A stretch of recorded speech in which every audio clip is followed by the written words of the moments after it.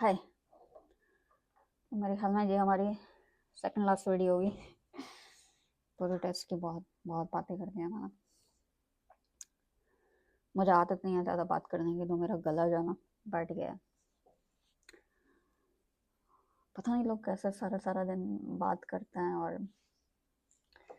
नहीं कर लेते हैं क्योंकि उनको आदत होती है। मुझे आदत नहीं है। मुझे लग रहा है मेरा गला जो है बैठ गया है। तो हम जो थे वो 37 सवाल हमने कर लिए हैं। 40 हमारे सवाल हैं पास होने के लिए। हमें यहाँ पे मेरे ख्याल में 37 सवाल हमारे सही होने चाहिए। 38वां सवाल, a green painted curve means that is stopping और पार्किंग इज। तो मैंने आपसे ये कहा था कि यहाँ पर हर रोड की जो एक बाउंड्री होती है। तो कभी कभी जो है ना वो ब्लॉक्स लगे हुए होते हैं यहाँ पे, यानी इसको अलग करते हैं। इस बाकी आसपास की जगहों से रोड को अलग करता है।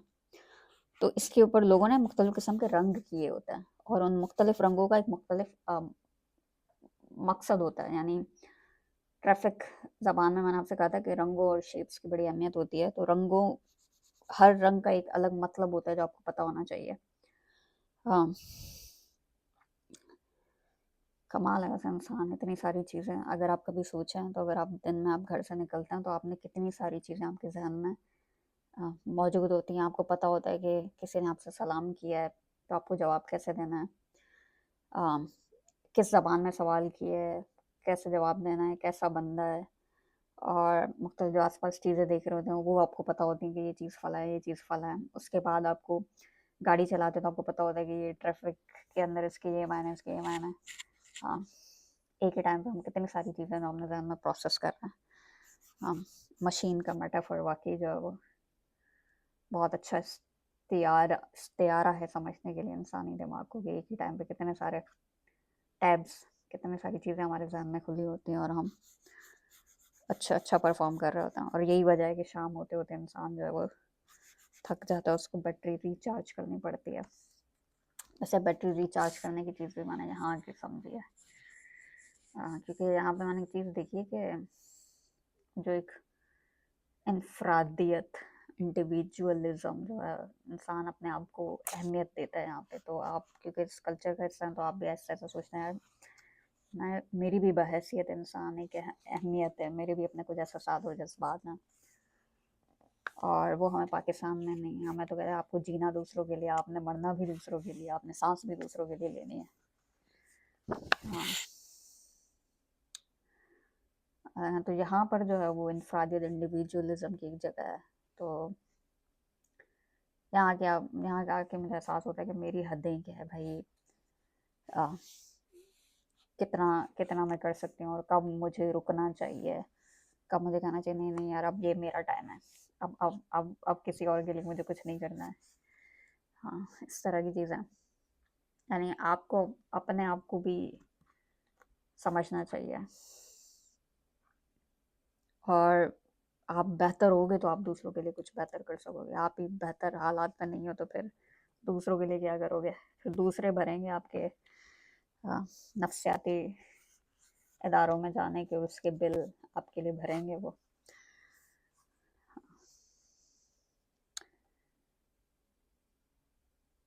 अच्छा जी, तो जब, अच्छा ये पूछ रहा है, जब ये वाली जगह जो है वो रेड कलर की और ग्रीन कलर की हो, यानी इसके ऊपर आपने ग्रीन कलर किया हो, तो मैं ग्रीन मार्कर ढूंढ रही हूँ। खैर नहीं नज़र आ रहा मुझे। तो ग्रीन अगर आपने किया हो, ये समझे आप ग्रीन है, रेड है लेकिन समझे ग्रीन है, तो उसका क्या मतलब होता है? तो ये जो मुख्तलिफ किस्म के रंग होते हैं इनका मतलब होता है कि आपको पार्किंग की इजाज़त है या नहीं है, और अगर है तो कितने टाइम के लिए और किन हालात के तहत है। तो अगर ये ग्रीन है तो इसका मतलब ये है कि आप महदूद वक्त के लिए अपनी गाड़ी जो है वो यहाँ पार्क कर सकते हैं। और पार्किंग से ज़्यादा यहाँ पार्किंग का बहुत बड़ा मसला है। हम लोग गए थे लॉस एंजलिस घूमने, तो इतना हमने खाने वाने में पैसे नहीं खर्च किए होंगे जितना हमें पार्किंग में पैसे खर्च करने पड़े थे। गाड़ी पार्क करने के बाद पैसे यहाँ पे, हाँ हाँ, गाड़ी गाड़ी मैनेज करना एक ग्रेड स्टूडेंट के लिए तो बहुत मुश्किल है यहाँ पे, बहुत पैसे खाती है गाड़ी यहाँ पे। उसको रोक के रखने के लिए भी, उसके सांस लेने के, उसके एग्जिस्ट करने के भी आपको पैसे देने पड़ता है। तो यहाँ एग्जिस्ट करने के लिए इंसान को सांस चाहिए ना, तो आपकी गाड़ी के एग्जिस्ट करने के लिए आपको पैसे देना पड़ता है। अगर आपको पार्किंग लेनी है तो $100 महीने की पार्किंग, सोचे आप, $100 देना पड़ेंगे आपको एक महीने की गाड़ी की पार्क करने के लिए, एंड उसके मौजूद जिंदा रहने के लिए भी आपको पैसे देने पड़ेंगे। सो हाँ, अगर ग्रीन कलर किया तो महदूद टाइम के लिए आप कर सकते हैं, ये भी मुझे याद हो गया। For a limited time signs और street markings will show time limits. उसके बाद रोड साइंस आ गए। तो ब्लैक रंग में ये साइन बना हुआ है और इसके ऊपर इन्होंने क्रॉस किया हुआ है, तो इस साइन के क्या मतलब है, इसका भी मुझे याद आ गया है, रट गया है। You must not turn right here. Right right side पे टर्न नहीं ले सकते यहाँ पे। लास्ट सवाल, 40वां सवाल। California law says you have agreed in advance to a test for alcohol and or drugs in your blood.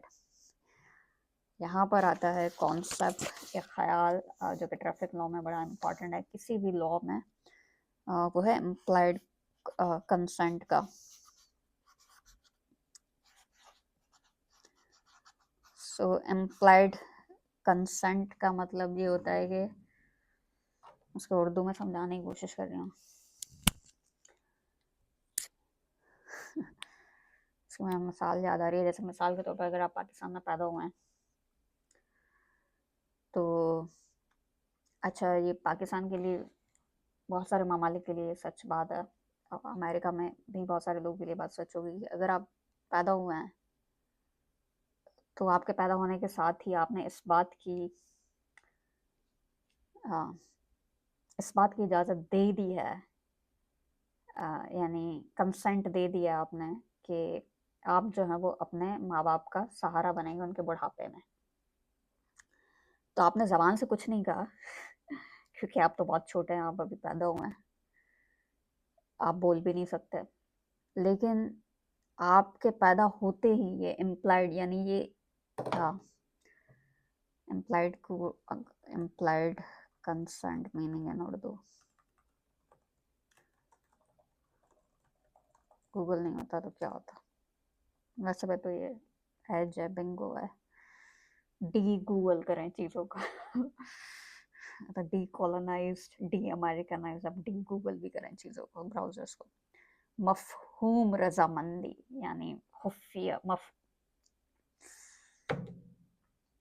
तो नहीं होगी, मफहूम रजामंदी में उर्दू बहुत ज़्यादा मुश्किल है, यानी आपने बिना बोले, बिना कोई इशारा दिए आप राज़ी हो गए हैं कि आप ये काम करेंगे, आपने इजाज़त दे दी है।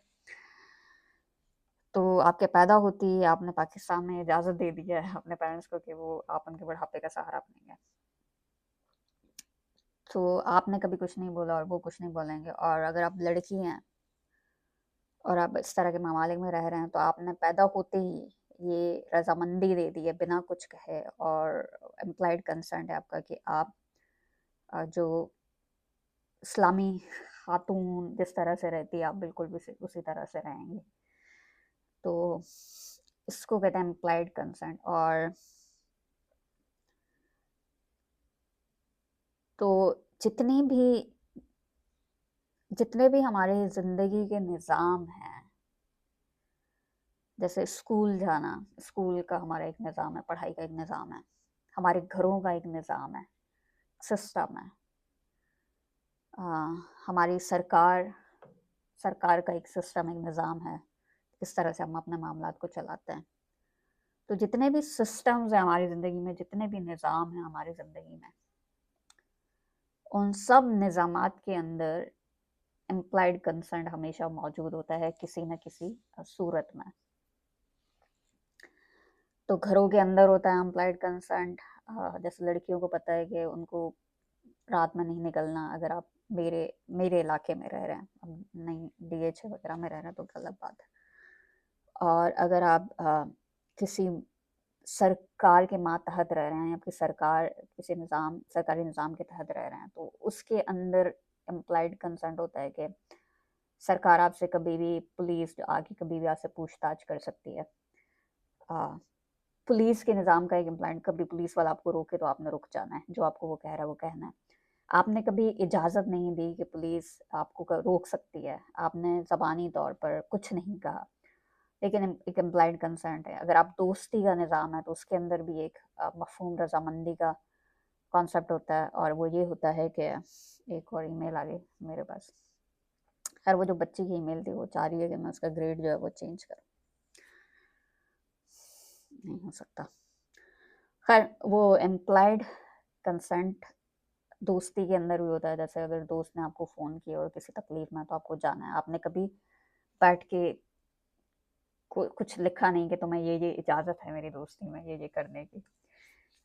अगर आप करें तो चीज़ें ना बहुत फ़नी हो जाती है। तो फिर वो कॉन्ट्रैक्ट मैरिजेस वाले नॉवेल्स और फ़िक्शंस वजूद में आते हैं, जो बहुत इंटरेस्टिंग होता है। तो अगर आप आम तरह की ज़िंदगी को, जहाँ पर इम्प्लाइड कंसेंट मफ़हूम रज़ामंदी होती है, अगर आप उसको एक्सप्लिसिट यानी उसको अगर आप सामने लाने की कोशिश करें, तो फिर बहुत अच्छी कॉमिक फ़नी सिचुएशंस बन जाती हैं, और जो कि आपको नॉवेल्स और ड्रामों में नज़र आती हैं। तो वैसे मैं सोच रहा हूँ अगर ऐसा कोई नॉवल हो जहाँ पे हमारी सरकार जो है वो हमसे, जितने भी हमने उनको इम्प्लाइड कंसेंट दिए हुए हैं, यानी जो भी मफ़हूम रज़ामंदी दी है, अगर वो हमारे सामने आ जाए, और तो कैसा कैसा महसूस होगा।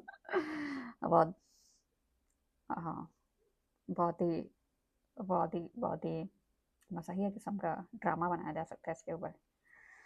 हाँ, खैर, तो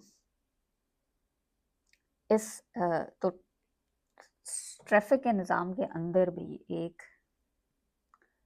मफ़हूम रज़ामंदी होती है बहुत सारी चीज़ों की, और इनकी मफ़हूम रज़ामंदी बहुत सारी हैं। उनमें से एक ये है कैलिफ़ोर्निया स्टेट के अंदर, कि कैलिफ़ोर्निया का कानून कहता है कि आप पहले ही आपने इजाज़त दे दी है कि आपके खून के अंदर, या आपके खून के अंदर अगर शराब है, या कोई आपने ड्रग्स या कोई दवाई या कुछ इस तरह की चीज़ ली हुई है, या ड्रग्स नशा किया हुआ है आपने, या कोई दवाई भी ली हुई है, किसी भी तरह की ड्रग्स, सिर्फ नशे वाली ड्रग्स नहीं, तो आप उसको चेक कर सकते हैं बिना आपसे, यानी ऐसा नहीं होगा पहले आपसे पूछेंगे कि भाई तुम रजामंद हो कि हम ये चेक करें, क्योंकि वो एम्प्लॉयड कंसेंट है। तो आपने पहले, जैसे ही आपने ड्राइविंग लाइसेंस लिया अपने हाथ में कैलिफोर्निया का, तो आपने उनको ये रजामंदी दे दी है कि वो जब चाहें आपको रोक सकते हैं, और आपके खून के अंदर आ, शराब की और नशे की मिकदार और दवाई की मिकदार जो है वो देख सकते हैं। तो इसका जवाब होगा when ever you drive in this state, जब भी आप इस स्टेट में ड्राइव करेंगे आपने एम्प्लॉयड कंसेंट दे दिया है। अच्छा जी, हो गए मेरे 40 सवाल। अच्छा, मैंने ये टेस्ट जो है वो कल किया था, उसके बाद मुझसे गलती से सफ़ा जो है वो दोबारा से रिफ़्रेश हो गया। दोबारा मैंने टेस्ट को किया था, तो हो सकता है कि मैंने इस वीडियो को बनाते हुए जो जवाब दिए हों, वो जवाब मैंने बाद में बदल दिए हों, क्योंकि मैं पढ़ रही हूँ इसको बार-बार, तो मुझे बहुत सारी चीज़ें याद हो रही हैं। तो देखते हैं, अब आ रहा है आई एम डन ग्रेड मी। तो देखते हैं कि हमारा रिज़ल्ट जो है वो क्या है। क्या है। Congratulations, you pass. सारे 40 के 40 जवाब जो है वो मैंने सही दे दिए हैं। इससे पहले क्या बोलेंगे मैं झूठ बोल रही हूँ। नहीं नहीं नहीं, आपको मुझ पे यकीन है। नहीं दिए तो क्या फ़र्क पड़ता है, मुझे पता है ना क्या हो रहा है यहाँ पे। कॉन्ग्रेचुलेशंस यू पास, इसका मतलब है कि मैंने सारे 40 के 40 जवाब जो हैं वो सही दिए। और ये वाला टेस्ट मैंने पास कर दिया है। अब देखते हैं कि कल वाला टेस्ट जो है वो कैसा होगा। कल 12:20 पे मेरा टेस्ट है, और अब मुझे चीज़ें जो है वो अपनी जमा करनी नहीं चाहिए, जो मुझे चीज़ें कल लेकर जानी है, और मुझे अपने बच्चों को जो है वो जवाब देना चाहिए, जो मुझे ईमेल्स कर रहे हैं और बड़े उतावले हो रहे हैं कि मैं क्या कर रही, मैं जवाब क्यों नहीं दे रही उनको। चलें जी, शुक्रिया, आपने मुझे बर्दाश्त किया, लेकिन मुझे बहुत मज़ा आया, मुझे। मैंने नोटिस किया मुझे बातें करने में बड़ा मज़ा आता है। इश्तिहार मेटाफर्स ढूंढने में, चीज़ों को समझाने में बड़ा मज़ा आता है। चलें जी, शुक्रिया। उम्मीद है आपने कुछ सीखा होगा अमेरिकन ट्रैफिक लॉज़ के मुतालिक और मेरी फ़लसफ़े के मुतालिक बहुत कुछ सीखा होगा आपने। हाँ, कल मैं बताऊँगी आपको अपने टेस्ट के बाद कि मेरा टेस्ट जो है वो कैसा गया। It's okay if I don't पास, ज़िंदगी है, आप फेल होते रहता है। उम्मीद है कि पास हो जाऊँगी, अगर नहीं तो दोबारा दे देंगे। That's okay.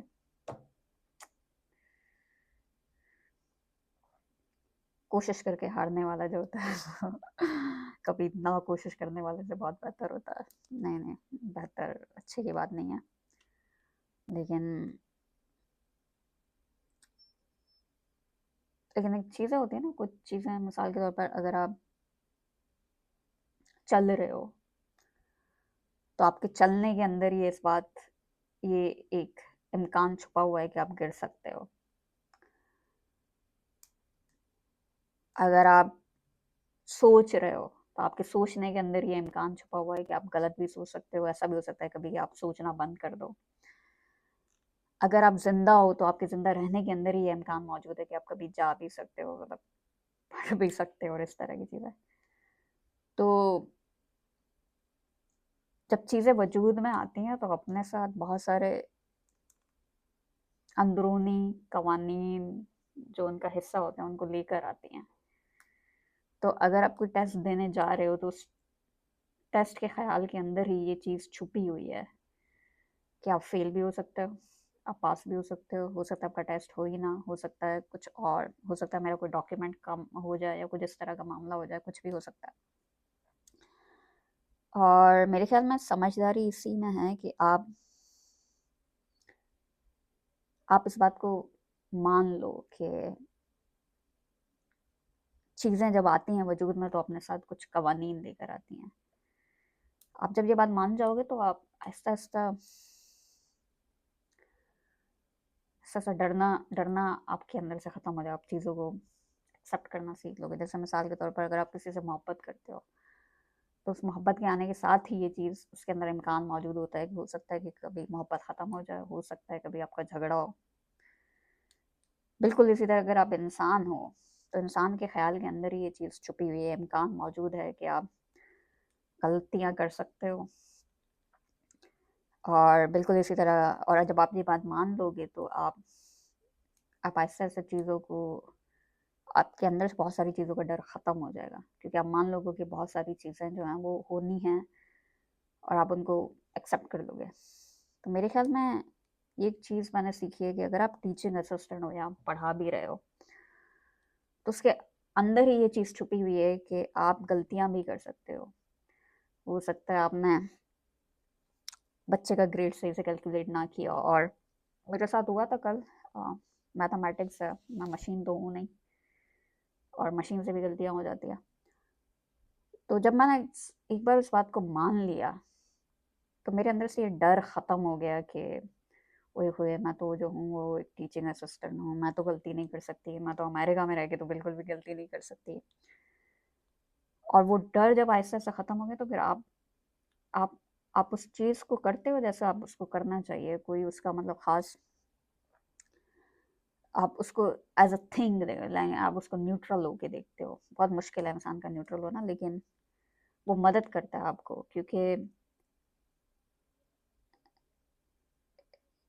बहुत ही बेकार किस्म की बात है कि आप टेस्ट देने जाओ और आप ये सोचो कि नहीं, मैं तो फेल नहीं हो सकती, मैं तो फेल नहीं हो सकता, और आप इसी सोच को लेकर बस इसी सोच को ज़हन में आपने रखा हुआ है, तो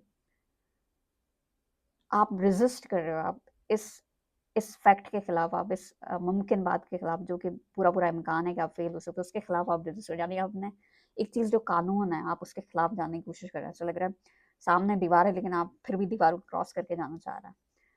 तो उसमें कुछ नहीं होता, सिर्फ़ आपकी एनर्जी और तवानाई जाती है, और आप थक जाते हो, और आप आप अपनी मेहनत, अपनी तवानाई जो है वो एक ऐसी जगह लगा रहे हो जो आपको नहीं लगानी चाहिए, जिसका कोई फ़ायदा नहीं है। ऐसा मतलब आप ऐसी चीज़ को धकेलने की कोशिश कर रहे हो जिसको आपको पता है कि आप धकेल नहीं सकते। आपकी कुव्वत से बाहर है उसको धकेलना। और जब आप ये बात सीख लेते हो ना, तो बहुत सारी चीज़ें आपके लिए आसान हो जाती हैं। जब आप ये मान जाते हो कि मोहब्बत है, ख़त्म भी हो सकती है और इस तरह की चीज़ें, तो फिर आप मान लेते हो कि जो होना है वो इस चीज़ का एक हिस्सा है, आप इसको कुछ कर नहीं सकते, तो एक्सेप्टेंस बहुत जल्दी आती है। हाँ, चलो जी, हो गया बहुत मेरा फ़लसफ़ा। अब मैं अपडेट दूँगी आपको कल जब मेरा टेस्ट हो जाएगा, और हम देखते हैं कि वो कैसा हुआ टेस्ट। बड़ी अजीब सी बात है कि ये शर्ट जो मैंने पाकिस्तान से लाई थी, वो पहनी हुई है। ये कैप भी पाकिस्तान की है शायद। ये मेरा खुफिया तरीका है अपने, ये मेरी बॉडी ने, माइंड ने इम्प्लाइड कंसेंट लिया अपनी फैमिली को याद करने का। चलो जी, मिलते हैं कल टेस्ट के बाद। अल्लाह हाफिज़।